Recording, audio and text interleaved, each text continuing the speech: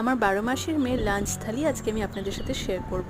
তো আজকে দুপুরে ওকে দেবো মাছের ঝোল। তো তার জন্য এখানে সামান্য পরিমাণ তেল দিয়ে তাতে জিরে ফোড়ন দিয়ে এখানে জল দিয়ে দিলাম। তো তারপর এখানে দিয়ে দিচ্ছি হলুদ গুঁড়ো আর দিচ্ছি জিরে গুঁড়ো, আর কিন্তু কোনো মশলা দেবো না। তারপর ভালো করে নেড়ে নিয়ে জলটা একটু ফুটলে তার মধ্যে দিয়ে দেবো 1 চিমটি মতন নুন। আর মাছটা ভাজার সময় কিন্তু আমি কোনো নুন দিইনি, তো সেই জন্য এখানে 1 চিমটি পরিমাণ নুন দিলাম। আর তারপর মাছটা এখানে দিয়ে দিচ্ছি। আর মাছের যে উপরে তেলটা থাকে সেটা কিন্তু আমার মেয়েকে আমি দিই না, ওটা কিন্তু আমি ফেলে দিই। তো মাছটা ভালো করে এখানে এমনি তো ভাজার সময় সেদ্ধ হয়েই গেছে, তবু ভালো করে একটু সেদ্ধ করে নিয়েছি। আর মাছের ঝোলটা কিন্তু তৈরি। এখানে ভাত নিয়ে নিলাম, আর এখানে নিয়ে নিচ্ছি অর্ধেকটা পরিমাণ পেঁপে সেদ্ধ।